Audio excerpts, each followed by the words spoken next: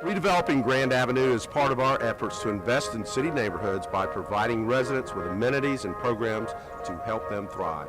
I look forward to having children's laughter once again fill these historic halls as we return Grand Avenue to a place of compassion and support for the community. By providing youth services in Holden Heights and having a venue for community programs. This facility will strengthen the fabric of our neighborhood, teach our children well, and prepare them to lead the way. But most of all, it will give them a sense of pride. Actually, I'm excited for the community to see the expansion of the Paramore Kids Zone and all the opportunities that Holden Heights now will have here at this center, and then to have the pottery studio and many activities going on. It's quite amazing, and it's well overdue.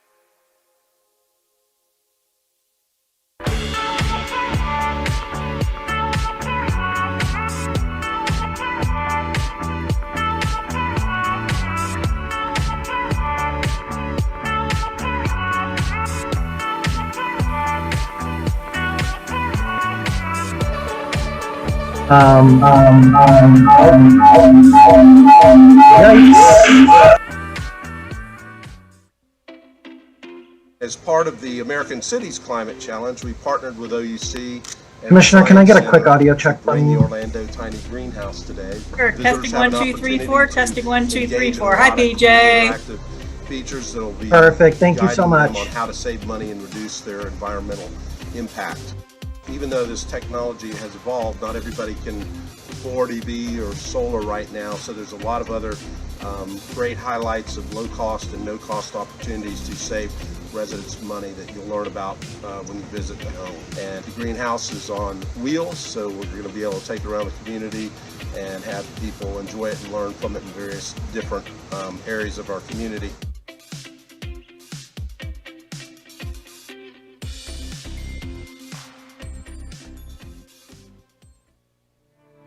Trailing Thoughts from Katy Way Trail.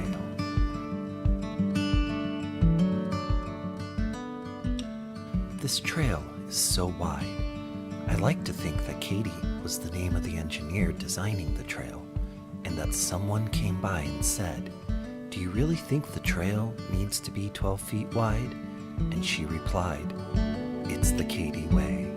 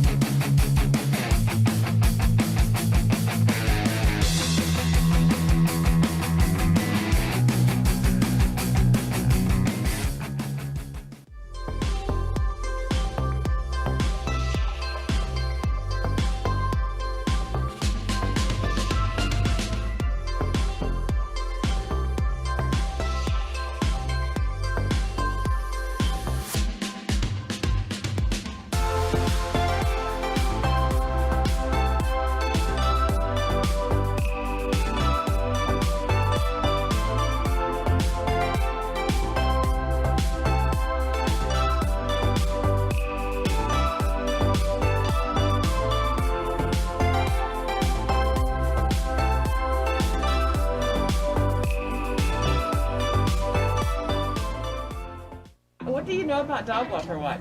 I think it's a great program where dog walkers like me who are out and about in their neighborhood every day, they're the eyes and ears of the neighborhood, providing an extra set of eyes to the police. If you see something, say something. It absolutely makes a difference because it will weed out the crime because they know that we're saying hello and greeting and that we've made eye contact and that I see you. It's easy. You know, you're going to walk your dog anyway. You're going to say hello to your neighbors anyway. You're going to be walking through on a daily basis, so it's just important to contribute back to your community.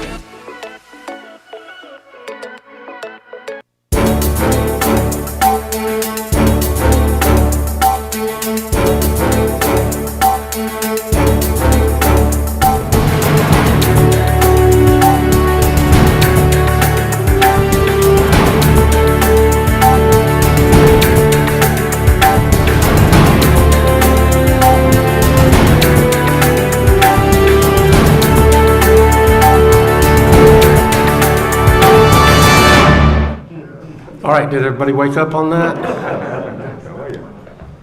Let's see, today is September the 13th, 2021, and welcome to the regular scheduled meeting of the Orlando City Council. We're going to begin today's proceedings with the invocation followed by the pledge led by Commissioner Regina Hill.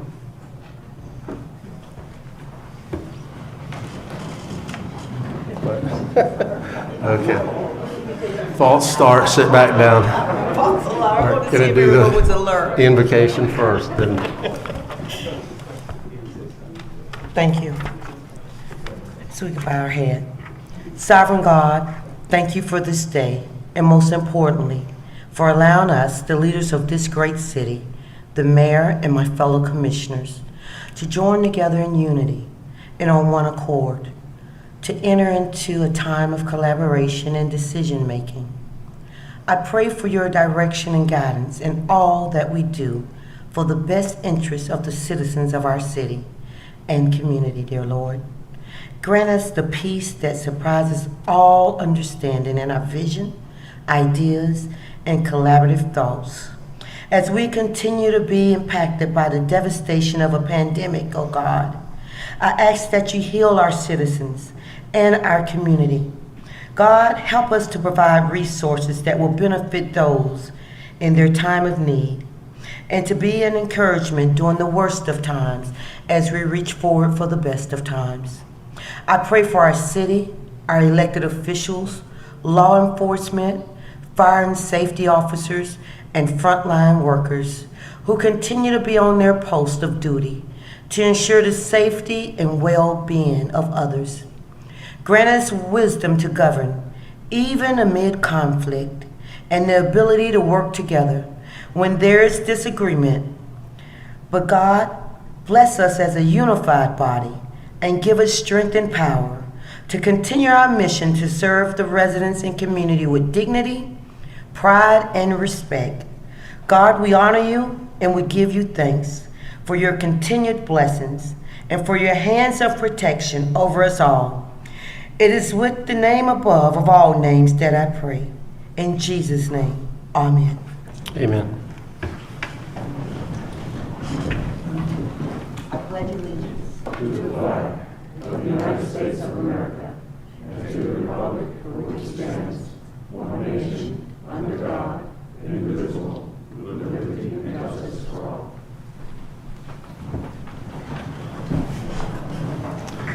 I call the meeting to order. Madam Clerk, would you call the roll and make the determination of the quorum, please? Commissioner Gray? Here. Commissioner Ortiz?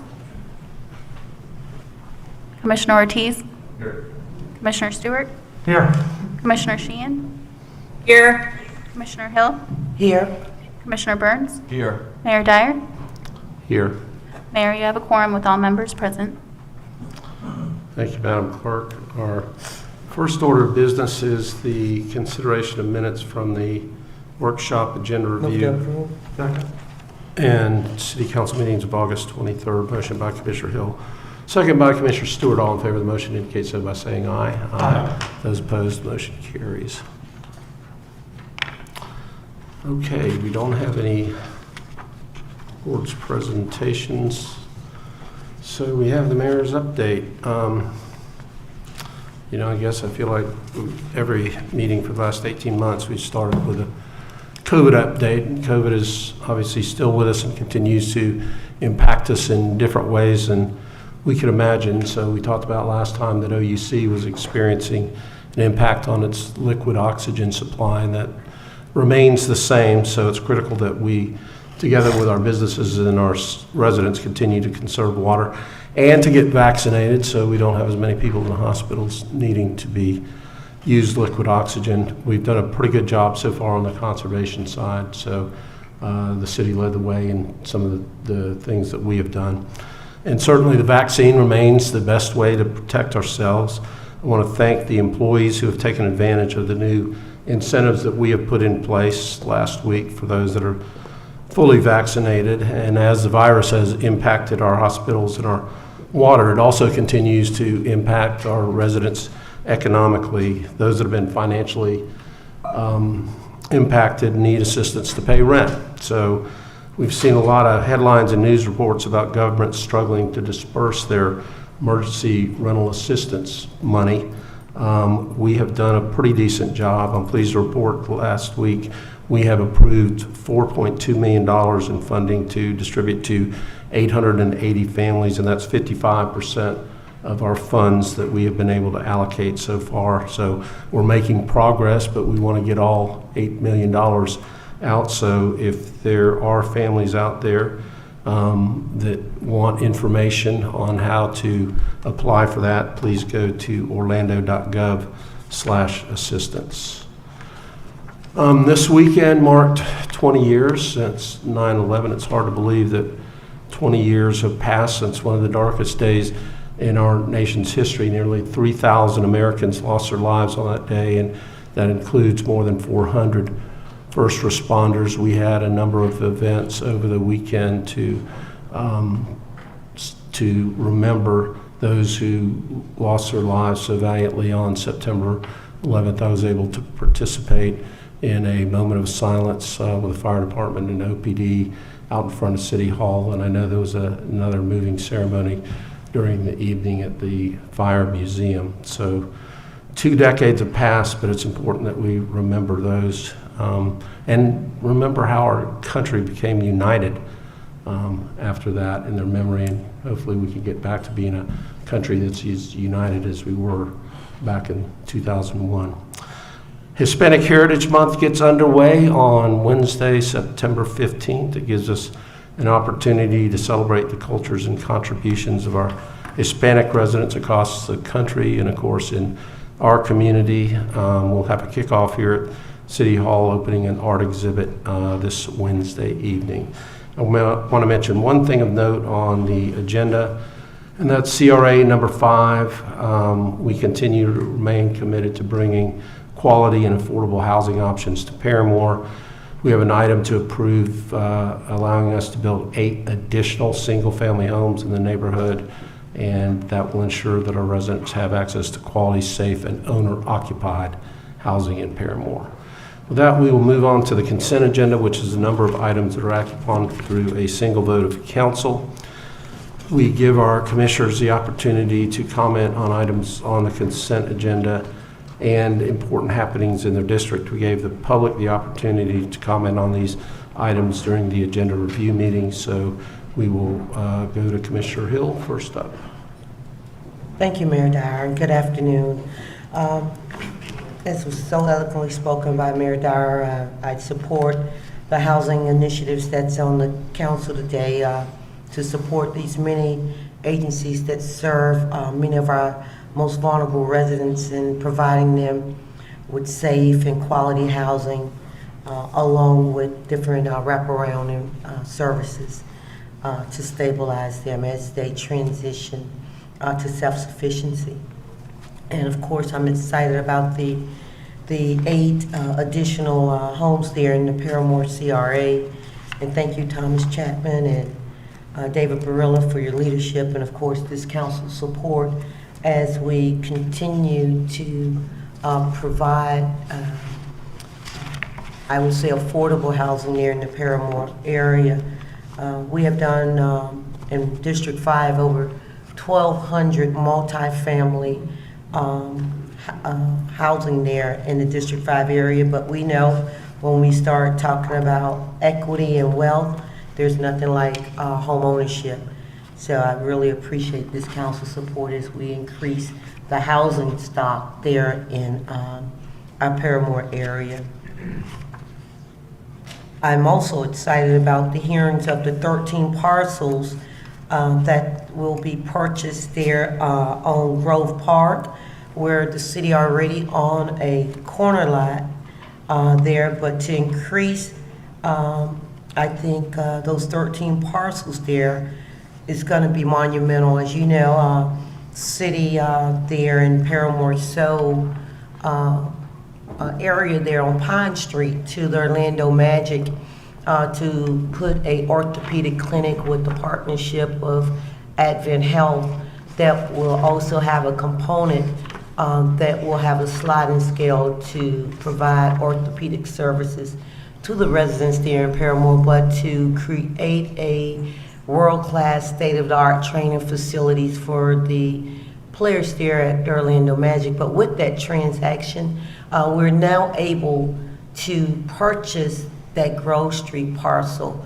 I'm just excited what we're gonna do there on that major city block. For me, it's Mayor Dyer and Council rewarding because I grew up right there off of Bryant and Grove Park and walked that little, it was a brick street then, every day going to Callahan Community Center as a latchkey kid to receive city services. So for us to be able to acquire that city block as a city is instrumental when we start talking about gentrification and responsible growth. Because the city being one of the largest landowners in Paramore is how you see that we have been able to really transform Paramore as an all-inclusive community, how we've been able to recreate that cradle-to-career community from the south end of Paramore with these 8 homes with mixed income housing and with Creative Village, where myself and Mayor Dyer on Friday took a tour and all the transformational things that happen in Paramore. So I think it's very important that the city acquire this property so we can continue to redevelop Paramore by the city. When I travel throughout the nation, I have traveled and look at many of our inner urban cores, it's not done the way we do it here in the city of Orlando, because most of those areas that surround stadiums and are in the inner city are owned by private investors, and they decide how that growth looks. But because we are reinvesting in Paramore and purchasing in Paramore, this council, this mayor, and the citizens decide the growth of our inner core. So I really appreciate everything that's going on. As a little Paramite that grew up there and able to be a part of the revitalization and not gentrification as we continue to reinvest in Paramore. So I really appreciate the Hughes family. Could have decided on anybody to purchase this property, but they decided to partner with the city as longtime owners there in the Paramore area and wanted to be socially and economically responsible. And I don't see her in here, but Lori Botts. We got to really applaud Lori Botts for her vision along with Mayor Dyer and this council, and her working with the Hughes family and understanding Paramore and being able to assemble these plots so that we can continue to move this city forward responsibly. So that's what I have on the agenda. But on Tuesday, August the 24th, I was able to attend the deployment ceremony of the 164th Air Defense Artillery Brigade by the Florida Army National Guard. It was quite heartwarming at that time to see how they deployed to go off to serve, not just the country, but abroad. And this particular brigade met, the 164th, was getting ready to deploy to go do humanitarian work. And the humanitarian work was, if you know, as we all know, the evacuation of the Afghanistan community and to bring them to Germany so that they could then, send them out into different other parts of the country to secure their safety. And so we have our local Florida Army National Guards there in Germany doing great work, and let's pray for them as they do this great humanitarian service for the world. On that same Tuesday, I was able to join Mayor Dyer at Heavenly Nutrition to celebrate Black Business Month, where we know some of the black businesses there in that Westlake's Main Street that was just created.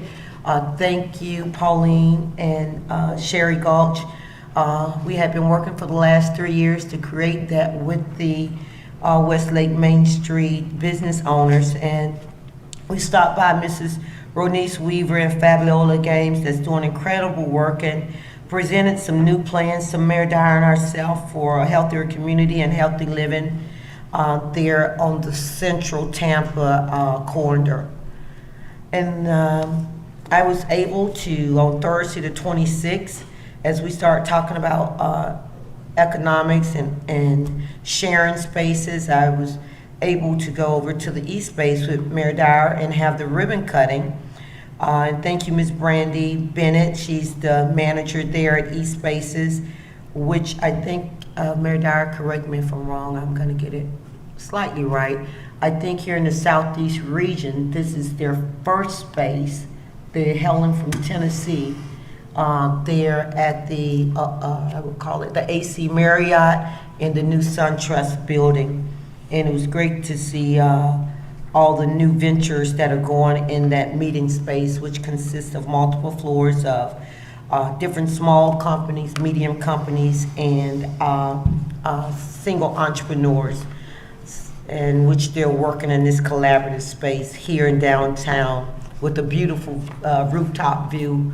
And you can see all of the Paramore district and all the I-4 activity. So it was a great space to be in and a great activity to be a part of.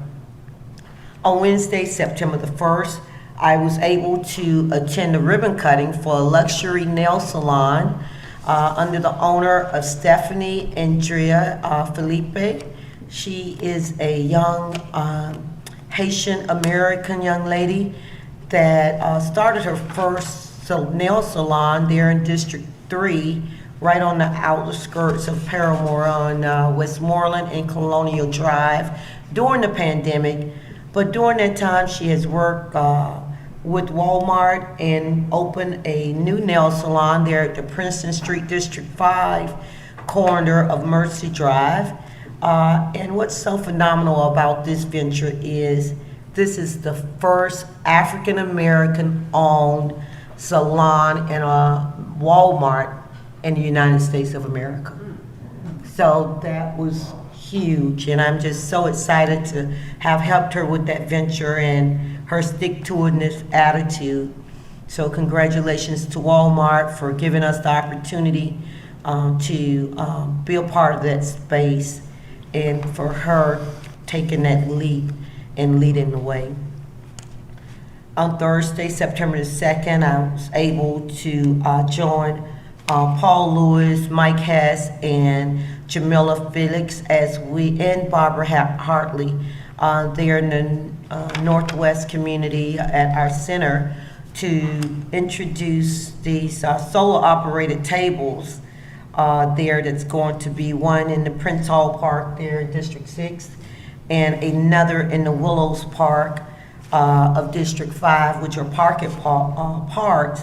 And what they will do is provide some electrical opportunities for internet access if we have storms or things of that nature. You know, if electricity might go out, they can go and recharge all of their cell phones and generators and things as such. And I know this is out the way, but Lori just walked in and we just celebrated. We can get Lori applause for that new acquisition. So I wanted to thank you, Lori, for your leadership throughout and all that you do to put those parcels together as we revitalize Paramore publicly. And with that, what's upcoming is on September the 16th at the Grand Bohemian. Onyx Magazine will honor the men of honor throughout Central Florida and Florida that have done great work in the community. Mayor Dyer, myself, and Commissioner Burns will be in attendance as we celebrate these men. And also on September the 16th, remember we do have COVID-19 vaccines there at the Camping World Stadium from 9 a.m. to 5 p.m. or until the capacity is reached.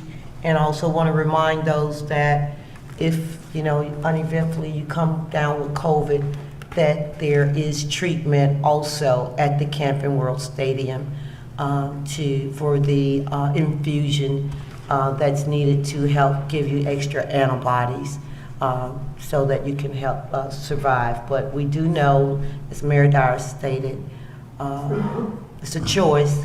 Me as a nurse will promote it continuously to get vaccinated, and I can't wait until next month where I see the FDA will possibly approve for those 11 to 5-year-olds to get their vaccination. And my grandson will be right there to get vaccinated.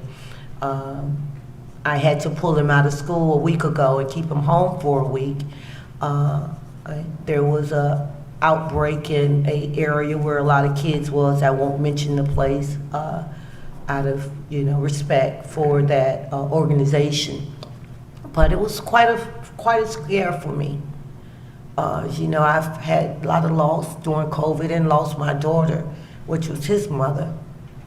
And I was quite frightful, Mayor Dyer, to think that he was unvaccinated, and if he got COVID, something would happen to him. So he was negative, thank the Lord, but it's quite scary. So if I would employ folks to become vaccinated. Many of the funeral homes in the west side of Orlando are not accepting bodies because they're at their capacity. Some of my friends that are unvaccinated, family members are dying. Some of them are at the hospital and ICU are scared and they're hospitalized. And most of them are unvaccinated because of fear of the unknown. There's storage morgues that's being ordered. I know many don't believe it, but it's true and it's happening.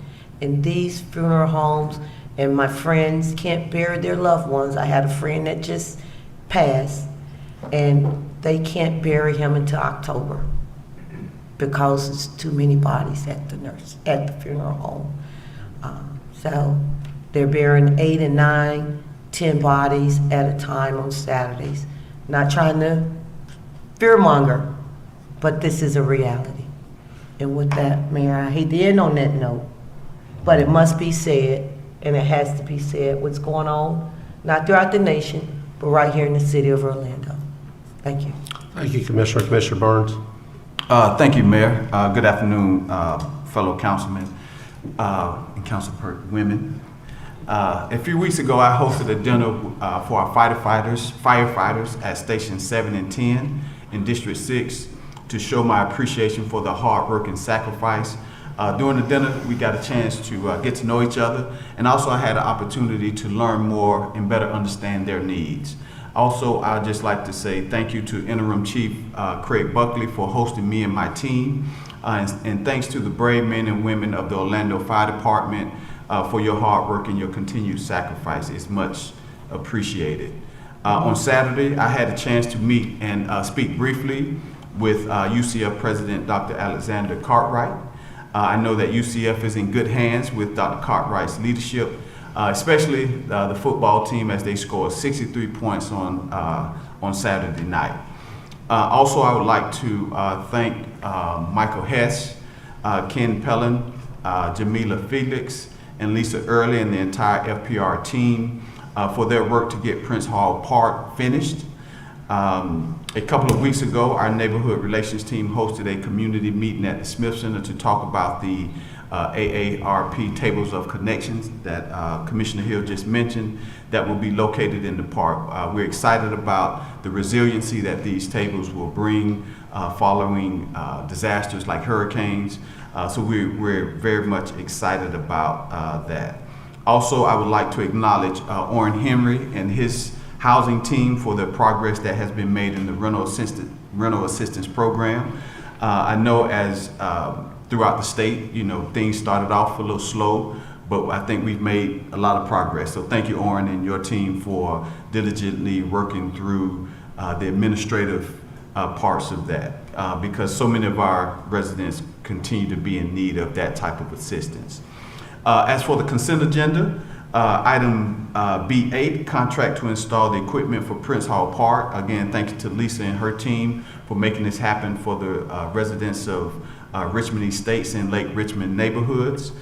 These park improvements have been a long time coming, and again, the community is very excited.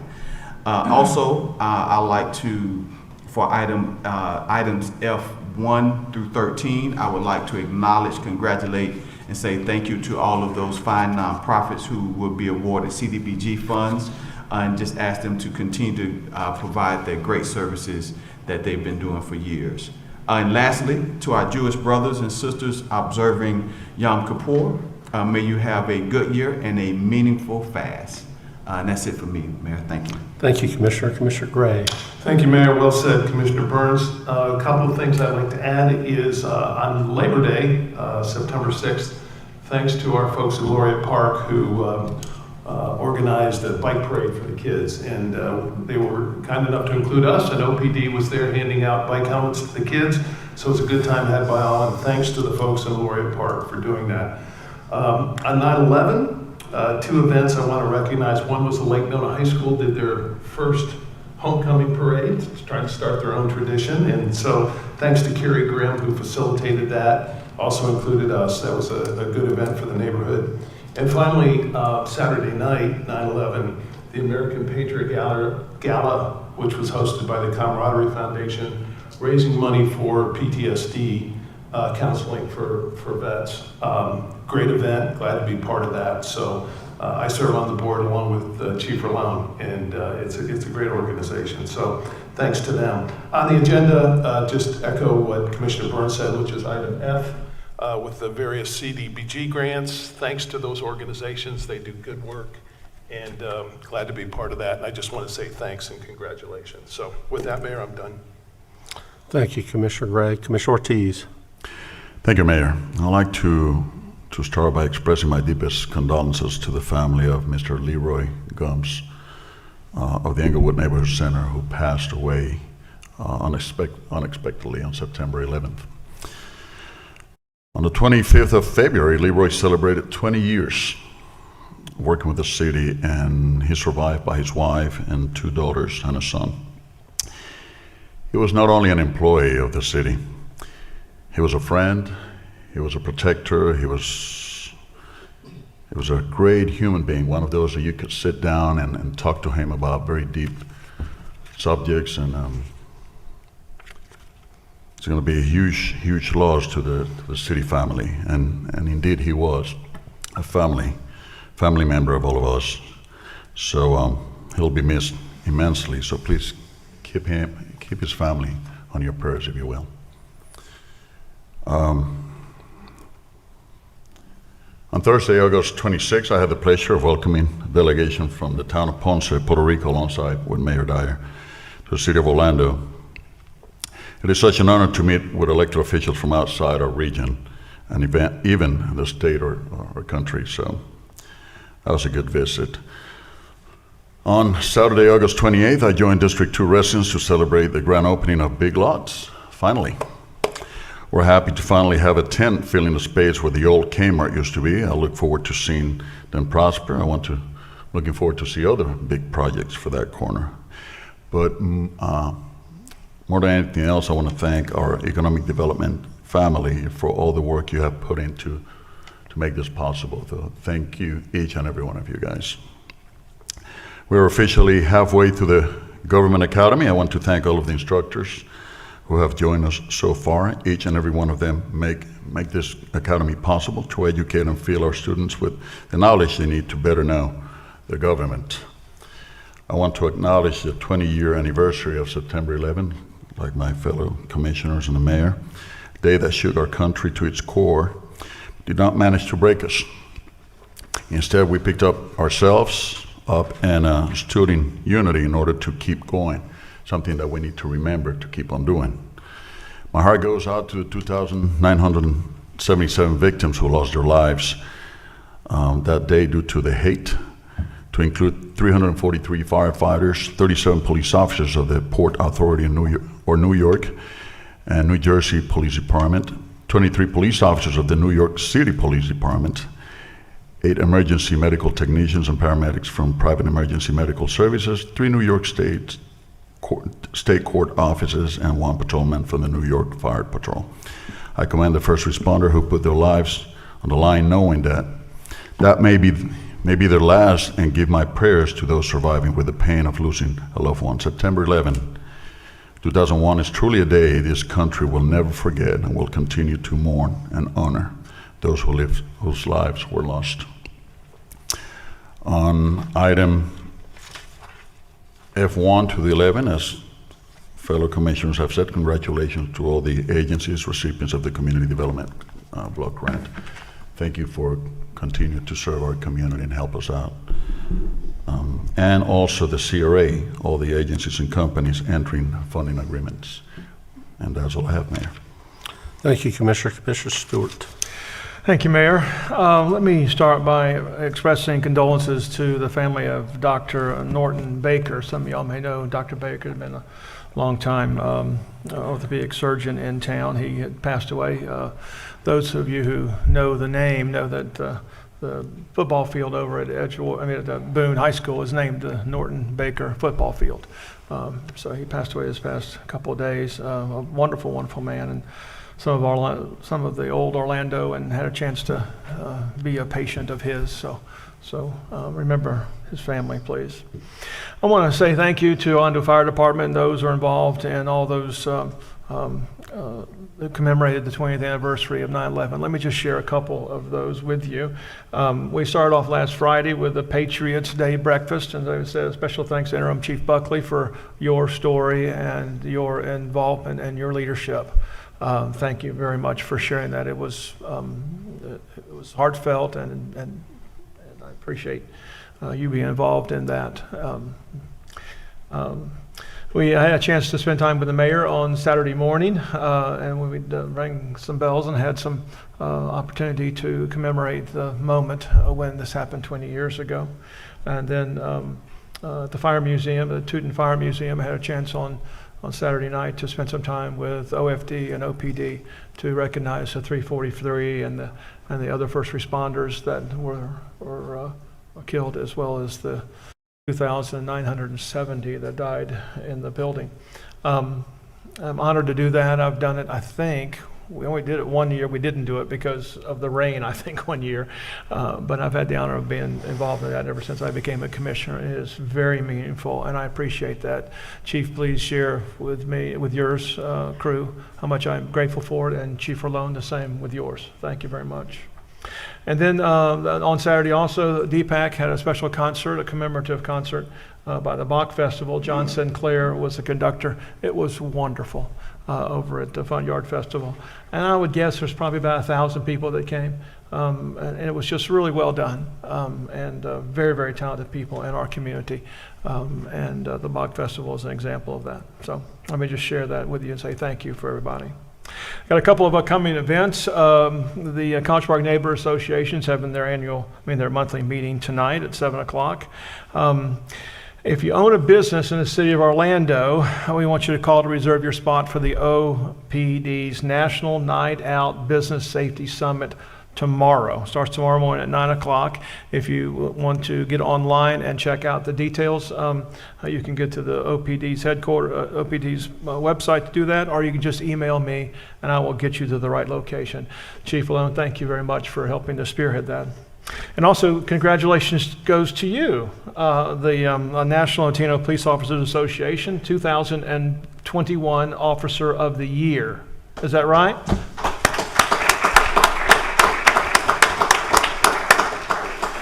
Thank you and congratulations. On September 22nd, Chief Orlone will be our host for a district-wide Zoom meeting to talk about police, neighborhood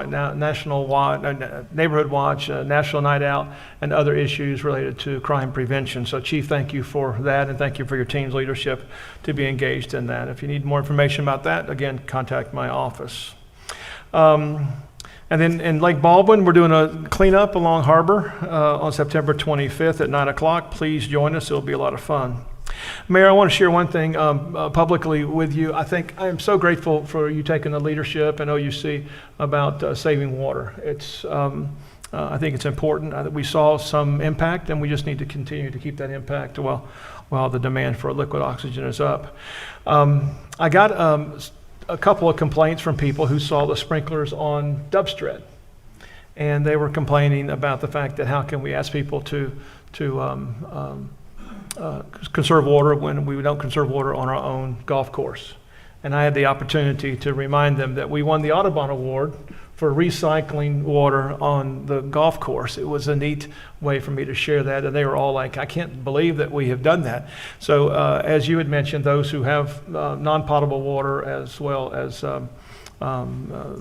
things like the Dubstred. So we take the water from I-4, we put it into our lakes, it filters out into a separate area, we pump from there, and then we put that back onto the golf course. And so we don't use potable water at all. And when I shared that on the website, many people came back and were impressed, thinking that that we were doing something that other golf courses don't do. So thank you, Mayor. That goes back, I guess, almost 12 years ago that we had that decision, and it's a good decision, and we've seen a long-term effect of that, and I appreciate that. Got a couple things on the agenda, and I've got a special announcement I'd like to make. The first is congratulations to Orrin and his staff on B4 and on the housing stuff. Where are you, Orrin? I know you're around here someplace. Congratulations. 55% of the money going out, which is great. All of us want 100% of the money to go out, so we just need to keep on top of that. But you've set an example for the rest of the community, you and your team, and I want to tell you how much I appreciate that. So thank you for that leadership. And for the CDBG funding, those organizations are very important to our community. They do things that we simply don't have time to do, don't have the resources to do, but also don't have the connection to the neighborhood. And we get a chance to do that. So thank you for that leadership as well.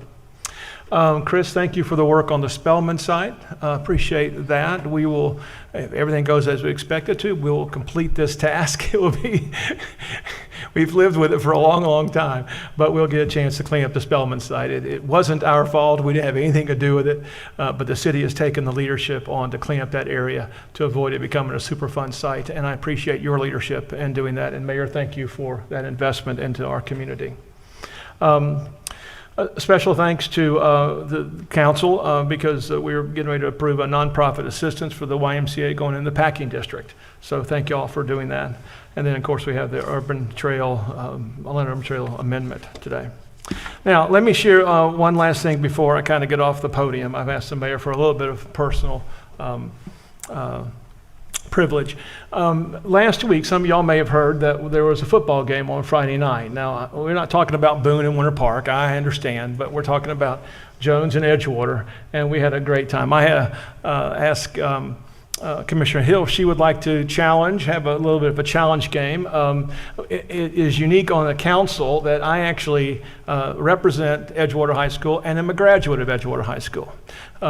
Commissioner Hill represents Jones and is a graduate of Jones. Now, it takes 2 Jones people actually on the dais to counter one Edgewater, but that's okay, Bakari. We'll be all right with that. So I asked her if we'd have a challenge match, and she agreed, and we had a wonderful time, having a lot of fun with it, and got a chance to share that. The challenge was simply this, that the losing commissioner would wear the winning colors at City Council the following council meeting, which happens to be today. Wait, don't get up yet. Yeah, that's true. Yeah, a little bit. I always thought she looked good in red, and she looks great in Edgewater red, by the way. And we also, that the losing commissioner would buy a team dinner for the winning team. So I'm thrilled that Commissioner Hill's going to buy 20 pizzas for the football team at Edgewater High School. But for those of you who weren't familiar with the game, it was a 4 overtime game that was 52-49. It was probably, I would guess, in what I remember of our community, may have been the most, one of the best games ever in our community between 2 teams. It was really, really neat. But so it went 4 overtimes. I won't bore you with all the details except to say that it went almost to midnight. It's got a late start because of a lightning delay, and it went almost to midnight. It was a great opportunity to see two teams who let me kind of back up. I was around when Jones played Edgewater for the very first time in 1969. And it was a challenge as the first interracial game. I was on Edgewater's high school team when we played Jones in basketball, and it was a challenge. It is such a thrill, and I know that we haven't gone all the way we can in race relations. It was such a thrill to see two great teams who played each other and had an incredible amount of respect for each other on the field. And even so much so that the two teams, neither wanted to lose, but it almost as if neither of them wanted to win as well, because it was that much fun. 4 overtimes, 4 hours long. So Commissioner Hill is going to buy a meal for Edgewater High School, and because of what I saw on the field, and because of it's just a great game, I'm going to also respond by buying the meals for Jones High School's football team as well. So it's a great way to build our community. Now the other part of this story is that Commissioner Hill has to wear red and white for the game as a result. So I have purchased a little gift for her. It is an Edgewater High School shirt, and we're going to take a moment. I'm going to let me present it to her. So Ed, Mayor, if you allow me, I know it's kind of crazy, but can we go down in front of the podium and get, okay. Come on, Commissioner, we're going down there.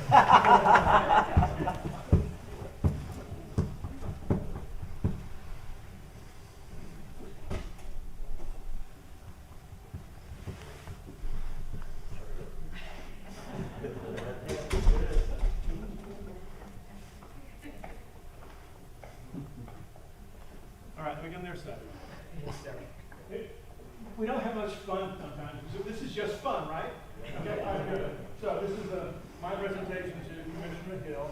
It's an Edgewater High School shirt that she's agreed to wear for the rest of the day's meeting. Okay, so this is, and it goes, the red goes well together. So this is for you, and I want to present that to you so that.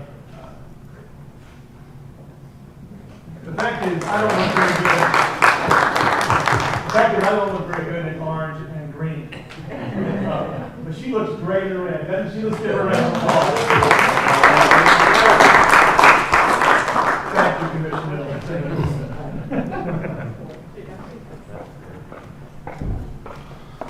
Well, it looks like the Commissioner got the right size.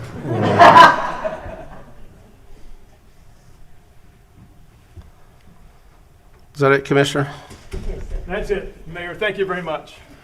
It's great to have some, let's see, both played in the state championship last year. I think there were three local teams that played in the state championship games last year. So some good football playing here in Central Florida. All right, Commissioner Sheehan. Thank you, Mayor Derek. You guys hear me okay? Yep. Wonderful. Thank you so much. And I appreciate you all bearing with me as I participate virtually. We've had some family health challenges. I spent a lot of time in nursing homes and hospitals, and I'm just being extra careful. We had some issues with my mom, so I just want to thank everybody for being patient with me, and it's really great to be able to participate virtually. I'd just like to encourage everyone to be patient with our solid waste department. They've had a lot of challenges. It's, you know, our people don't realize our garbage fleet, it takes a lot of maintenance, and they've had some problems with getting parts. A lot of mechanics are sick, so please be patient. If you have a problem with getting your solid waste picked up, please leave your can out until they can come pick it up. But the solid waste staff has been working diligently under very difficult circumstances, and I really want to give a shout out to them because they've been impacted. Not a lot of them have contracted COVID in the very beginning before there were vaccinations, and they're working throughout this whole situation. And I just want to thank the solid waste department for doing a great job and ask everyone to have patience with them as they go through this situation. I want to echo my colleagues on B4 on the rental assistance with the housing department. It's been interesting to see that people taking advantage of this are throughout the city. And we want to make sure that we're helping people with the required paperwork, because the paperwork can be pretty daunting, and Ordinance people are doing a great job. So I want to thank them as well. I was actually in City Hall 20 years ago when the planes hit the towers, and it's a day I will never forget. And I think it's probably one of the first times we actually ever closed City Hall. And one thing that I can say that I will never forget from that time is that you could not purchase an American flag. Everybody was an American. Everybody flew the flag. Everybody was respectful and decent and kind to one another. And I think we need to remember what it was like to come together in time of crisis, because we seem to be at each other's throats over the silliest little things these days. And we need to remember when things are really bad and things on the chips are down, we're all Americans first. And I think the time after September 11, 2001, we really showed that, and maybe we can be inspired by that today. On the agenda today, I too am excited on B11 to see the Spellman engineering remediation.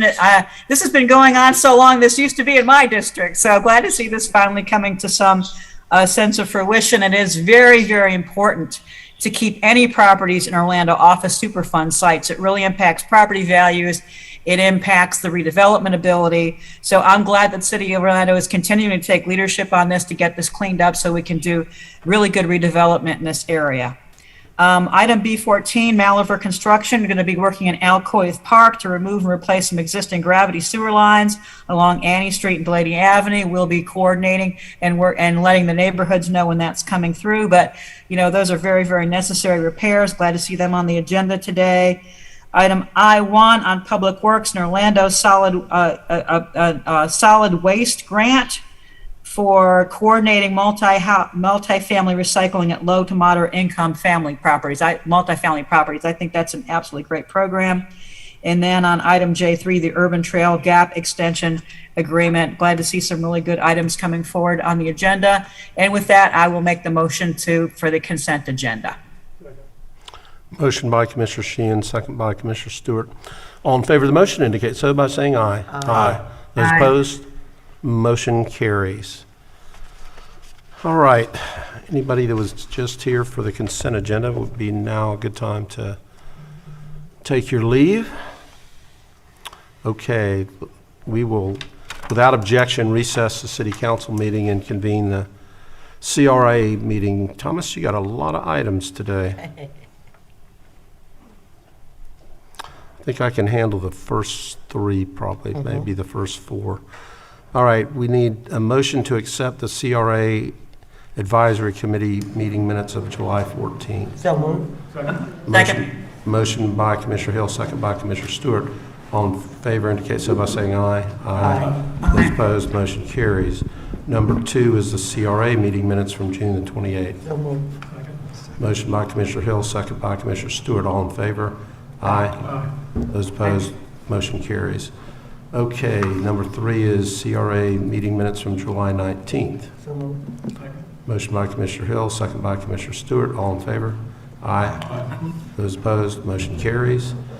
Number 4 is the DDB CRA Advisory Budget Workshop meeting minutes from August 18th.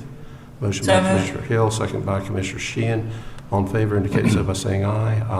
Aye. Those opposed, motion carries. And now number 5, Thomas. All right, thank you, and good afternoon, Mayor and Commissioners. Item number 5 is approving the Paramore Infill Homes funding authorization. You heard the Mayor mention in his comments at the beginning of the meeting. You recall back in 2017, the CRA approved the funding of design and construction of, at that time, 10 single-family homes within the Paramore area. That number was later increased to 17 at a total budget of $4 million. Based on increased costs of construction since 2019, staff would like to increase the overall budget for funding from $4 million to $4.9 million. The Chief Procurement Officer for the city will continue to negotiate and execute the contracts for construction of the remaining homes.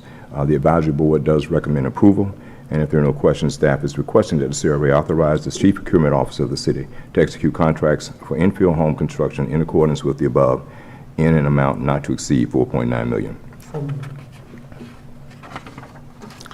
Motion by Commissioner Hill, second by Commissioner Stewart. Discussion. Hearing none, all in favor indicate so by saying aye. Aye. Those opposed, motion carries. Number 6. Thank you. The final 9 items, Mayor and Commissioner, are pertinent to the annual budget. Item number 6 is approving the Church Street District, Inc. funding agreement. This agreement, of course, is between the CRA and Church Street District, one of our 2 Main Street districts in downtown. And it covers basically programming, events, marketing. Benchmarks include maintaining an office in the area, hosting events, and conducting cleanup and beautification activities. The amount, as we talked about in the general review, is actually $100,000, with 50% of that to be spent west of I-4. And the advisory board is recommending approval. Staff is requesting that the CRA approve the funding agreement between the CRA and Church Street District, Inc. in the amount of $100,000 for FY 21-22, subject to review and approval of the City Attorney's Office, and authorize the execution of the agreement by the Chair and the Executive Director. So moved. Motion by Commissioner Hill, second by Commissioner Stewart. Discussion. Hearing none, all in favor of the motion indicate so by saying aye. Aye. Aye. Those opposed, motion carries. Thank you. 7. Item number 7 is approving homeless outreach funding agreement. You recall that for the last few years, through a tri-party agreement, the Healthcare Center for the Homeless, I should say, has been providing outreach services in the downtown area. Those services for the upcoming year total $118,510, with the CRA contributing $67,200 of that money, with the Homeless Services Network, or HSN, contributing $35,000, and HCCH contributing the balance. HCCH, of course, would continue to supervise the activities of that outreach, and again, the advisory board recommends approval, and staff is requesting that the CRA approve the homeless outreach funding agreement, subject to review and approval of the City's Attorney's Office, and authorize execution of the agreement by the Chair and the Executive Director. So moved. Motion by Commissioner Hill, second by Commissioner Stewart. Discussion. Yes, Mayor. As you all are aware, for a number of years I've served as the President and CEO of the Healthcare Center for the Homeless. And on this item today, there's a funding agreement for outreach services in the downtown area. And for several years, the city has provided funding to HCCH, and HCCH will again be receiving funding through this agreement. I'd like to note that none of my compensation will come from the funds received pursuant to the funding agreement, and that I have not participated in the matter in any way. Additionally, I will file the Form 8B, Memorandum of Voting Conflict, with the City Clerk, and will be abstaining from voting on this item. Okay. Those in favor indicate so by saying aye. Aye. Those opposed? And so the motion carries 6-0 with Commissioner Burns abstaining from the vote. Number 8. Thank you. Number 8 is approving Starter Studio funding agreement. The CRA's redevelopment area plan, most recently adopted May 4th of 2015, addresses the need for business recruitment, development, and retention within the downtown Orlando area, of the redevelopment area, with a specific goal to support and incentivize business incubators within the area. Starter Studio will host 2 cohorts of up to 16 companies per year in its accelerator program, and provide seed funding to its second stage seed accelerator participants if they reach success metrics established by Starter Studio in a range of funding from $25,000 to $225,000 per company. The advisory board recommends approval, and staff is requesting that the CRA approve the Starter Studio funding agreement to contribute $125,000, which remains unchanged from last year, to Starter Studio to provide funding for operations of its accelerator program and nonprofit seed fund, subject to review and approval of the City Attorney's Office, and authorize the execution of the agreement by the Chair and the Executive Director. So moved. Motion by Commissioner Hill, second by Commissioner Stewart. Discussion. Here, Commissioner Hill. Thank you, Mayor Dyer, in which I know this is a great program and have supported it continuously. But I must continue to request that we continue to find a way to create a business incubator that we lost there in the Paramore Creative Village component for Paramore Business Incubator, small businesses, as we possibly move forward with this next cycle of funding for our budget. Thank you, Mayor. Further discussion? Hearing none, all in favor of the motion indicate so by saying aye. Aye. Aye. Those opposed, motion carries. Number 9. Thank you. Number 9 is approving Thornton Park District funding agreement. Of course, this is the second of the two Main Street Main Streets in downtown, and this agreement, as with the others, provides funding for Thornton Park District to do marketing and various programming. The benchmarks include, again, maintaining an office in the area, hosting events, and conducting cleanup and beautification activities. Again, the advisory board does recommend approval. And if there are no questions, staff is requesting that the CRA approve the funding agreement between the CRA and Thornton Park District, Inc. in the amount of $50,000 for FY 21-22, subject to review and approval by the City Attorney's Office, and authorize the execution of the agreement by the Chair and the Executive Director. So moved. Motion by Commissioner Sheehan, second by Commissioner Stewart. Discussion? Hearing none, all in favor of the motion indicate so by saying aye. Aye. Aye. Those opposed, motion carries. Number 10. Thank you. Number 10 is approving Downtown Orlando, Inc. doing business as Downtown Orlando Partnership, or DOP, funding agreement.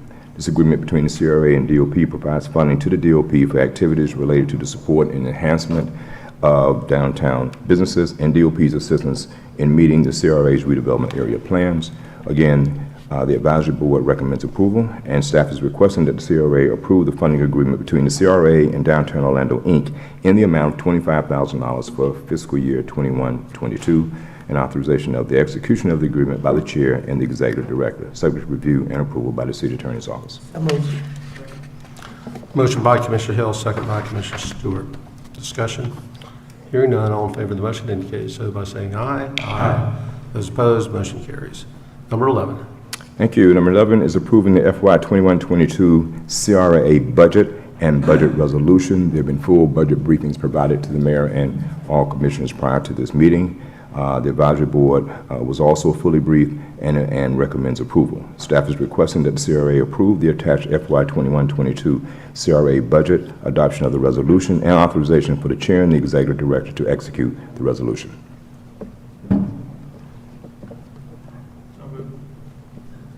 Motion by Commissioner Stewart. Second.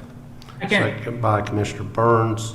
Discussion, all in favor indicate so by saying aye. Aye. Aye.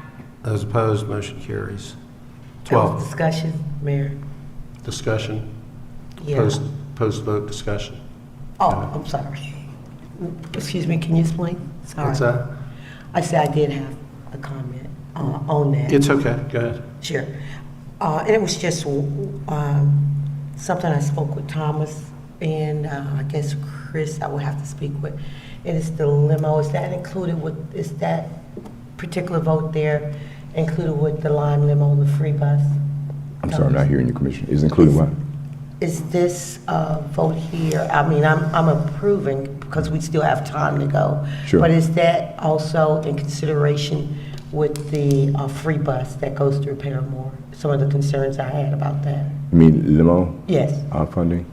Yes. This Yes, does sir. include limo funding. So some of my concerns with that, Mayor, as we move forward prior to the final budget hearing is I really believe some of the funding need to be allocated from out of that towards the substance abuse, mental health, or housing. There has been major concerns in the Paramore downtown corridor of the Lime limo bus becoming a wayward piece for those that are mentally ill and homeless that are on the bus now, and nothing's being done about it. And many of the residents are afraid to get on the bus and being able to utilize the bus, as well as many of our downtown business owners and some of the way stations. So we can work with links and all that. We need to find a better solution than just putting monies into that without resolving the larger issue that is at hand, to where the citizens can't utilize the bus anymore. It's being commandeered. Look at the issue, Commissioner, but I don't see the money as fungible. We need whatever dollars are there to actually operate the limo line. So if we take money from that line item, then it means we cut service on the limo line. If we're going to look at other social needs, there's probably money available somewhere else to work with that. I understand, Mayor, but our Commissioner, could I citizens aren't inject able to something? utilize the bus anymore. Could I inject something that, Sure. that may inform your decision-making even further? Just remind you of something you're already, of course, commissioners are aware of, and that is that we're embarking right now on the beginning of what's called the Downtown Master Plan. Master Plan has three major components. One, the first being transportation, and the second being urban design, and the final is retail in downtown. Within the scope of services that that master plan team is to provide includes a full analysis and review of all of our transportation initiatives in downtown, including the circulator, which we call limo. And so it's going to be a 12-month duration before we get that plan and we get results of it. But I simply would remind the group that there will be at that time a third-party expert analysis provided on all aspects of transportation in downtown, but included in that would be the circulator, which we call limo. And I think at that point you'll have a lot more information upon which to base your decision making. And so again, I just bring that to your attention. Okay, but we do have to, and I agree, I do not want to cut services or transportation downtown, especially with us growing our downtown and our creative village in the Paramore area, which I know transportation such as this is a necessity. But if our residents and business owners aren't able to access that and feeling safe, it's... I totally understand the commissioner's concern. I share that concern, and we have conveyed that to the master planning team. Again, they're just beginning their work. Okay. I'm not meaning to suggest that you should not be doing what you're doing or advocating what you're advocating. Simply pointing out that you have a lot more specific information. Okay. Fair enough. In a year. Fair enough, as we address that, and then I guess I know the staff. I've worked with Kevin Edmonds, the COO, and Heather, and yourself, and Walter, and many of the providers when it comes to social services. Mayor got off a very important meeting today with them, and we're looking at other options and avenues to address those. I just want to bring that up, Mayor. Okay, fair enough. Commissioner Ortiz. Thank you, Mayor. I was listening to Commissioner Hill, and I think it's a very legitimate concern. And I was just going to put out there that back in the days, I don't know if we still do this, but Lynx used to hire police officers. I know police officers may be a little too expensive, but we can always use private security or even the ambassadors program we have, since it's for. So there's different ways that we can skin this particular cat. So just a suggestion. Understood. Okay, thank you, moving sir. on to number 12. Absolutely. Well taken. Thank you.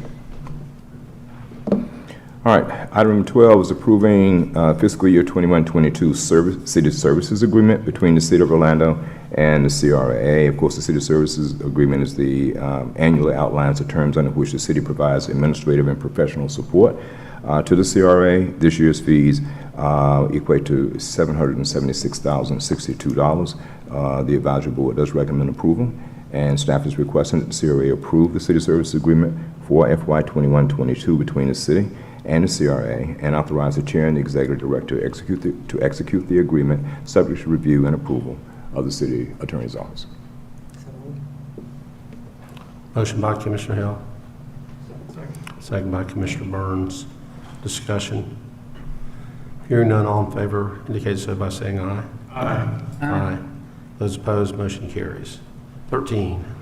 Item 13, thank you. Item 13 is approving the fiscal year 21-22 Downtown Development Board and Community Redevelopment Agency, or the DDB-CRA cost share agreement. This agreement simply outlines the terms under which the DDB and CRA will share administrative costs for the fiscal year. The advisory board again recommends approval.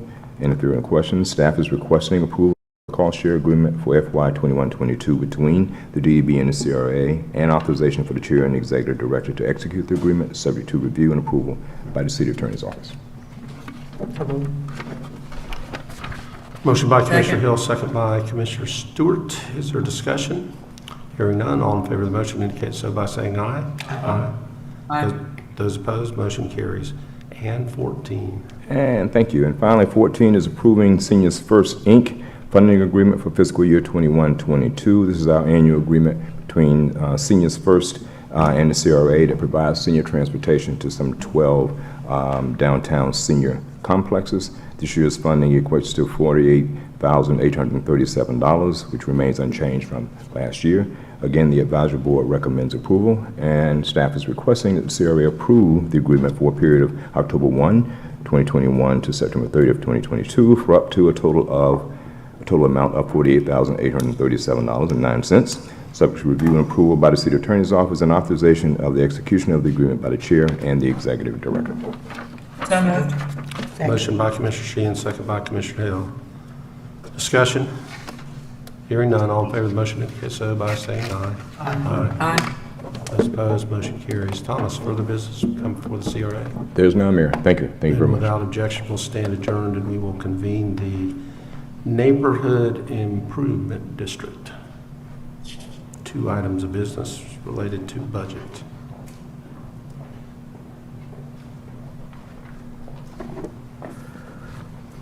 Good afternoon, Mayor and Commissioners. Appreciate your time today.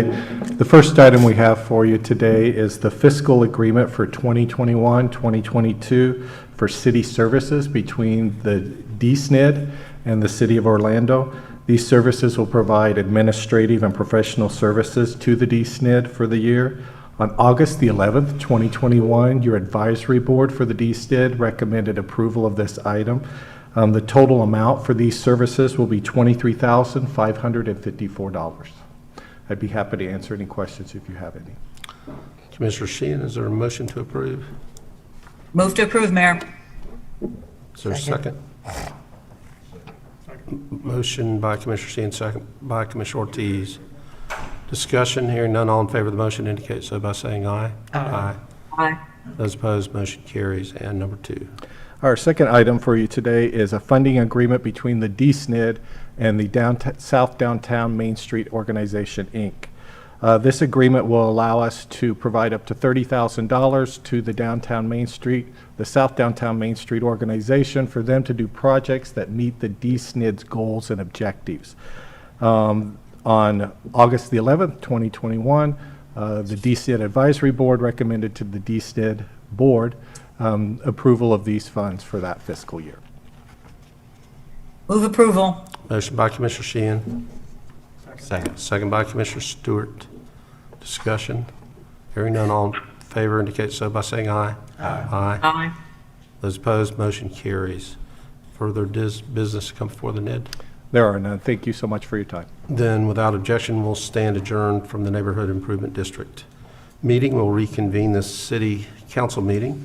And we're on hearings under number 9, and we will take up the first, which is a purchase and sale agreement with Hughes Inc. and Hughes Venture Inc. for 13 parcels in Paramore neighborhood. This is a public hearing for the purchase of real property in excess of $3 million, and as required by Chapter 13, Section 7 of the City Charter. Notice of the hearing appeared in the Orlando Sentinel on September the 1st, 2021. Approval of the purchase will require a majority vote of the City Council. The city is purchasing approximately 5.448 acres of land bounded by West Washington Street on the north, North Division Avenue on the east, West Central Boulevard on the south, and North Terry Avenue on the west. The current owner of the property is Hughes Inc. and Hughes Venture Inc. The estimated fair value of the property is $9,590,000, and the purchase price is $9,491,524.72. Is there any member of the public that would like to speak on this issue? Do we have any cards, Madam Clerk? No, Mayor. Then is there a motion to approve the purchase and acceptance? Motion to approve. Second. Second. Motion by Commissioner Hill, second by Commissioner Burns. Is there discussion? There you go. Commissioner Ortiz. Can somebody, Mayor, thank you. Can somebody come up to the podium and explain the details on this particular purchase? Lori Botts. What is this for?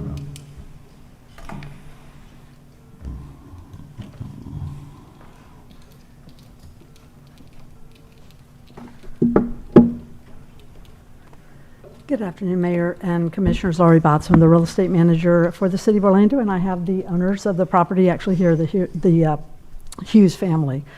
So, Commissioner, in answer to your question, we were approached by the Hughes family to see if we were interested in purchasing the property. Chris and I met extensively with the family. Jay Berlinski as well is here. And recently we sold the property sort of to the east, the Orlando Magic, and we had some funds set aside from that acquisition. We felt like after negotiating with the family, we felt like it was a good acquisition, strategic acquisition. We truly are not working with anyone at this time, but we felt like it was a good acquisition. It aligns the city with another property nearby the other one that we sold. So we took advantage of what we felt like was a good opportunity to purchase a property. At this time, Commissioner, we truly don't. It's a strategic acquisition. As we sold the other property, we thought this was a good time to acquire this new one. It's a great strategic location, and we can also abandon a road in the middle of the two parcels to give us even more property there. Thank you both. It's just that I want to make sure people understand how we're working on this. You know, some people start calling, well, you guys buying property, what is that for, whatnot. So I really appreciate your explanation. Thank you for your consideration. Okay, and let me just confirm that the motion, Commissioner Hill, was to approve the purchase and acceptance of deeds, to authorize the mayor and city clerk to execute the purchase and sale agreement, and authorization of the city's real estate manager to execute all other documents necessary to close the transaction, correct? Absolutely, Mayor. Okay, the second was the same, Commissioner Burns? Okay. Commissioner Hill? And I want to add that there's no particular plans as of yet for that particular site, Commissioner Ortiz. But as you know, and you were here on the council in 2015, this council, outside of Commissioner Burns at the time, but I know he's in full support of the Paramore Comprehensive Plan. So there is a extensive plan that has been put together by the community and approved by this council, led by Mayor Dyer and Paul Lewis and Mary Dugan at the time for Paramore. So I know it's all inclusive with that. What a great opportunity, I think, for this city to partner with the Hughes family for the city to acquire versus a private developer that might not appreciate this council's vision and this mayor's vision for the community of Paramore. So I'm just excited about it, and I don't see, where's the Hughes family? I never met them before. Patrick's Passed right by there. them growing up Stand as up, a little Patrick. girl and their family. Thank you for all that you've done for Paramore, not just on this property, but throughout when it came to job opportunities. I've been there in that community from 1974, and when you only had, when that was a warehouse there on Grove Park, and how inclusive it was and how diverse it was, and how many great opportunities and careers you built for the people in Paramore that was able to walk to work to go there. And as you extended and went further west, you made sure that it was very diverse in all the opportunities. So even with CAP and all that, I followed you all for many, many moons. So I just wanted to say thank you for thinking of us and working with us as we continue to revitalize Paramore as a community and not in a silo. Thank you, sir. And thank you, Commissioner. The Hughes family have been great stewards in our community for generations. In fact, I know Patrick's father and mother, and they came to us because they wanted the city, as you said, to hold this property. They felt trust with the city, that the city would do the right thing. It's an important piece of property to them. It's not just some land. Right. And they really wanted to, their thoughts was, who better than the city to entrust this great growth opportunity for. So we're very appreciative to the Hughes family. That's awesome. Thank you. All right, further discussion. Hearing none, all in favor of the motion indicate so by saying aye. Aye. Aye. Those opposed, motion carries. Okay, the next item is a public meeting with respect to the preliminary budget of the Greater Orlando Aviation Authority for fiscal year 2021-22. I want to recognize Carson Good, who's in the audience, chairman of our board, Phil Brown, who's the executive director, and Kathleen Sharman, who's the chief financial officer and has approached the podium. On August the 18th, 2021, the GOA board adopted a resolution approving its preliminary budget for fiscal year 21-22. The preliminary budget for the Orlando International Airport is $578,380,000. The preliminary budget for the executive airport is $6,637,000. In accordance with Section 12 of the city charter, GOA has submitted the preliminary budget to the city council for review during a public hearing. This hearing is for information purposes only, and the city council does not take action, but we always feel it's important that we know what's going on at the city's airport. Ms. Sharman. Thank you, Mr. Mayor. Good afternoon, and good afternoon, members of the council. And on behalf of Mr. Carson Good, our chairman, and our CEO, Mr. Phil Brown, I'm pleased to present the summary of the Greater Orlando Aviation Authority's fiscal 21-22 budget at this public hearing today. A more detailed preliminary budget presentation was made at the GOA board at its August 18th, 2021 meeting. This public hearing is required by statute and city code as part of the GOA budgeting process before the GOA board takes action and finally adopts the budget at its next meeting. This budget focuses on recovering from our past and looking to our exciting future. Our budget objective is to continue to operate the terminal safely and securely, following all Health Department, CDC, and FAA guidelines, funding resources to support the anticipated return to passenger traffic, and to provide world-class customer service, which we call the Orlando Experience, as we open our new South Terminal C, currently scheduled for the spring of 2022, while continuing to keep our rates as reasonable as possible and still meet the financial obligations of the authority. As the mayor mentioned, this year's proposed revenue budget is $578.4 million in total revenues. Our proposed operating expenses is $377.5 million. We do have $55 million in federal relief fund associated with this budget. Our airline rates and charges, as you can see on the screen, is about 41% of the budget, totaling about $246 million, leaving nearly 60% of our revenues coming from non-aeronautical sources. The largest non-aeronautical revenue is our rental cars at $93 million, or 16%, followed by parking and ground transportation at $60 million, or 11%, and concessions at $58 million, or 10%.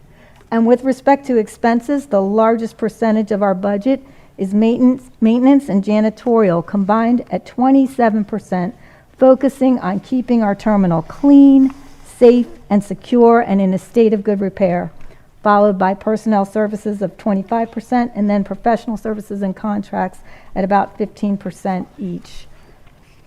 So here's a look at what the total budget looks like compared with last year. Gross revenues are largely increased due to passenger activities, increasing passenger activity projections up from $443.3 million in fiscal 21 to $578.4 million in fiscal 22. And from these gross revenues, we need to pay for all of the expenses required to operate the airport. As I said, the largest one is $377.5 million in O&M. I do want to note that there's a $57.5 million increase in O&M, but the fiscal 2021 budget was artificially low because we did a lot of cutting and consolidation of facilities to reduce our budget based on the reduced number of passengers that were coming through the terminal from the COVID-19 pandemic, and the authority went into austerity mode. So if you compare the O&M expenses in the FY22 budget with the 20 budget, which was based on 2019 actuals, it's really only a $27.2 million increase. And the primary drivers and the increase in operating and maintenance expenses are providing resources to return to close to 2019 passenger levels and supporting the opening of our South Terminal C. So once we pay our operating and maintenance expenses, we need to pay debt service on all our, out of these revenues generated. The authority currently has over $2.8 billion in outstanding debt. Some of our debt service can be offset by passenger facility charges, and those are the $4.50 fee on all departing tickets sold in the United States, charged by airlines and remitted to airports, including Orlando International, to pay for PFC eligible projects, some of which we finance, including the construction of our South Terminal C. There's also a new payment there in 2022, which is due to our arrangement with the Orlando Utilities Commission for operation of our state-of-the-art complex utility infrastructure system in the new South Terminal, which the GOA board approved back in May and the OUC board approved in June of this year. The key takeaway here is once we pay for all the costs required to run the airport, we're left with remaining revenues of $76 million, of which $15.6 million is currently projected to be shared with our participating airlines to help them reduce their cost per in-plane passengers pursuant to our revenue sharing agreement. And why is that important? Lowering the cost for the airlines to operate at Orlando International helps them provide more service to our region. We also use our remaining revenues to fund a portion of our $3.58 billion capital program, which the GOA board approved last month, and to fund our heavy capital maintenance and rehabilitation program to keep our assets in a state of good repair. A list of those expenditures are included in the packet. And the last thing on this slide I want to point out is that all our legal debt service coverage requirements are projected to be met under this budget. I'd now like to turn to Orlando's original airport, the Orlando Executive Airport, which is designated as a general aviation reliever airport for Orlando International, and as you know is also operated by GOA. Here's a summary of the budget. You can see this is a balanced budget. We're estimating approximately $1.5 million in federal relief to reimburse expenses, mostly used for payroll and fire and crash rescue services, and we'll be tapping our fund balance for about $1.7 million to fund a portion of the $2.3 million in capital outlay that we are going to use to improve the commercial real estate which does generate the majority of revenue at the executive airport. So in summary, this budget meets all the legal financial covenants and provides funding for the necessary improvements to enhance the commercial properties program at the executive airport, and for Orlando International, funding staff and services to support the return of passenger traffic to close to 2019 levels, as well as funding for the opening of our new South Terminal C, providing our customers with world-class customer experience, which goes even beyond the Orlando experience, while keeping rates as low as possible to encourage additional air service that will bring both business and leisure travelers back to the region, ultimately creating more business for our non-airline partners as well as the greater Orlando region. As the mayor indicated, Chairman Good and our CEO, Mr. Brown, are also here in attendance, and at this point, we'd be happy to answer any questions or take comments, and I want to thank you very much for your attention. Are there questions? Commissioner Burns. Yes, thank you, Mayor. Thank you for your presentation. You mentioned the $55 million in federal relief. What categories or line items would that be allocated to? Sure. The airport is using that $55 million. About $40 million of it is used to pay some debt service on our 2017 subordinated lien revenue bonds, and about the remainder would be used to supplement operating and maintenance expenses. Okay. All right, thank you. Anybody else? Commissioner Ortiz? Sure. This mute thing is crazy. Any estimates on how many visitors we're expecting? Passengers, about 44 million passengers through the airport are anticipated in this budget. We go by enplanements, which is like half a is I'm like just a- wanting to know so yeah. I can brag about it. Okay. Yeah. It's about 44.6 million. And I think it recovered a lot faster than we anticipated, Commissioner. Thank you. Commissioner Hill? Thank you, Mayor. Thank you for a great presentation and your leadership during this pandemic over at OIA and how you're rebounding responsibly. But I do have a question because it was during the pandemic, I had quite a few of the general workers there come in and were concerned about their jobs and being rehired. Where are we at with those workers being able to be brought back and with that funding, that federal Phil, funding? you want to take that? Although I can tell you that they're having difficulty getting enough workers like every other industry. So I think they've gone through a process of trying, and there's obviously different concessionaires out there, and Host is the one that I think most of the employees you probably talked to has been around. But my understanding, Phil, is that they have sent out notices to rehire people and they're still short. And thank you for that question, Commissioner Hill. As everywhere in Central Florida, it's been tough to hire people, and it's been no different with the concessionaires. We've hosted 2 job fairs, and actually are planning another one. That's gotten some response, but the fundamental issues, there's just not been enough people. We have sent out a month ago a notice to some of the concessionaires to open back up. They've started to do that.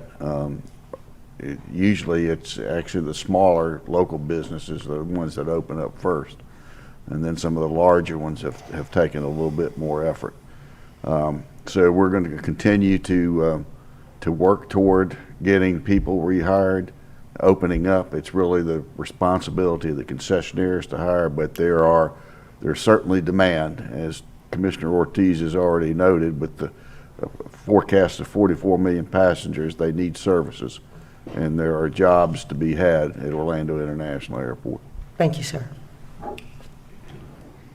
Okay, thank you, guys.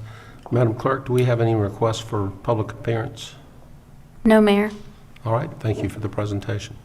Thank you very much. Thank you. This Thank you item, for your as I time. mentioned, does not require any action of council. Carson and all of you guys, thank you for being here. Okay, hearings, ordinances, first reading, number 1.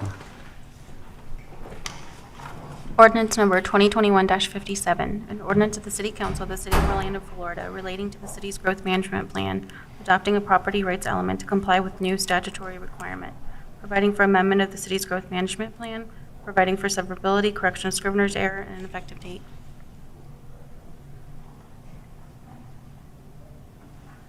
You have a motion?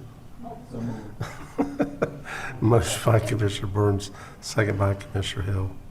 Discussion. Madam Clerk, any cards? No, Mayor. I'm going to assume that we don't have any cards on any of these unless you tell me. I have no speakers today. Okay. Discussion. Hearing none, all in favor of the motion indicate so by saying aye. Aye. Those opposed, motion carries. Hearings, ordinances, second reading, number 1. Ordinance number 2021-21, an ordinance of the City Council of the City of Orlando, Florida, annexing to the corporate limits of the city certain land generally located north of Pine Street, east of South Ohio Avenue, south of West Central Boulevard, and west of South Texas Avenue, comprised of 0.44 acres of land, more or less, and amending the city's boundary description, amending the city's adopted growth management plan to designate the property as residential low intensity on the city's official future land use maps, designating the property as the one of 2 family residential zoning districts on the city's official zoning maps, providing for amendment of the city's official future land use and zoning maps, providing for severability, correction of scrivener's error, permit disclaimer, and an effective date. Second. Motion by Commissioner Howell, second by Commissioner Burns. We have no request for public comment, discussion. Hearing none, all in favor of the motion indicate so by saying aye. Aye. Those opposed, motion carries. Number 2. Ordinance number 2021-53, an ordinance of the City Council of the City of Orlando, Florida, vacating, closing, and abandoning Vera Avenue, east of Eunice Avenue, comprised of 0.213 acres of land, more or less, providing for conditions of abandonment, providing for the execution of affecting documents, severability, correction of scrivener's error, and an effective date. So moved. Second. Motion by Commissioner Stewart, second by Commissioner Burns. We have no request for public comment, discussion. Hearing none, all in favor of the motion indicate so by saying aye. Aye. Aye.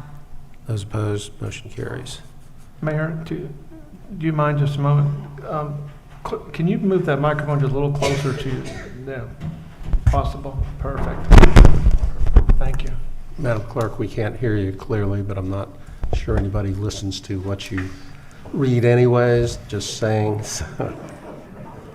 I will try to speak louder. Okay, speak up and we'll all listen attentively. Number 3. Ordinance number 2021-54, an ordinance amending Chapter 2 of the Code of the City of Orlando entitled Administration by amending Section 2.35 Offices and Departments. In general, by adding the Human Resources Department and amending 2 office titles, providing for severability and an effective date. So moved. Motion by Commissioner Sheehan, Second. second by Commissioner Stewart. We have no request for public testimony, discussion. Hearing none, all in favor of the motion indicate so by saying aye. Aye. Aye. Those opposed, motion carries. And number 4.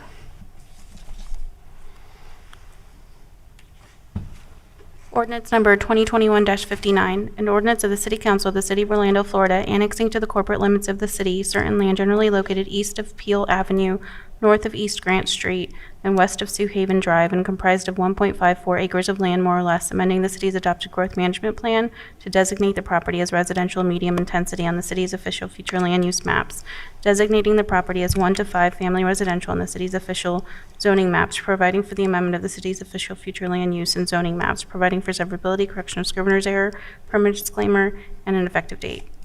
So moved. Motion by Commissioner Sheehan. Second. Second by Commissioner Stewart.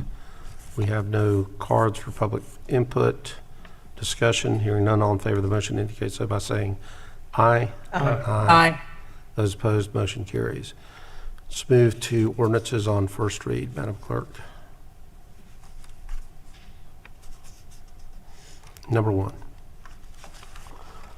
Ordinance number 2021-51, an ordinance of the City Council of the City of Orlando, Florida, amending the city's growth management plan to change the future land use map designation for certain land generally located south of Virginia Drive, east of Ferris Avenue, and north of Brookhaven Drive, comprised of 0.45 acres of land, more or less, from industrial to mixed-use corridor medium intensity, changing the property zoning designation from general industrial district with the traditional city and Virginia Drive special plan overlays to medium intensity mixed-use corridor district with the traditional city and Virginia Drive special plan overlays, providing for amendment on the city's official future land use and zoning maps, providing for severability, correction of scrivener's error, permanent disclaimer, and an effective date. So moved. Second. Motion by Commissioner Stewart, second by Commissioner Hill. We have no cards, discussion. Hearing none, all in favor of the motion indicate so by saying aye. Aye. Those opposed, motion carries. Okay, number 2. Ordinance number 2021-55, an ordinance of the City Council of the City of Orlando, Florida, relating to a street name change, renaming Current Drive, which is described in the Metro West Unit 3 replat, as recorded in Plat Book 24, page 103 of the Public Records of Orange County, Florida, generally located south of Raleigh Street between South Hiawassee Road and Park Center Drive to Ben Loop Drive, directing amendments to the official maps of the City of Orlando, Florida, providing for severability, correction of scrivener's error, and an effective date. So moved. Second. Motion by Commissioner Hill, second by Commissioner Burns. We have no cards for public testimony, discussion. Hearing none, all in favor of the motion indicate so by saying aye. Aye. Aye. Those opposed, motion carries. Number 3. Ordinance number 2021-56, an ordinance of the City Council of the City of Orlando, Florida, amending the city's adopted growth management plan to change the future land use map designation for property generally located south of State Road 528, east of State Road 417, east of Dowden Road, and north of Weewahootie Road, and comprised of approximately 3.43 acres, providing for amendment of the city's official future land use maps, providing for severability, correction of scrivener's error, and an effective date. Move to approve. Motion by Commissioner Gray, second by Commissioner Ortiz. We have no requests for public comment.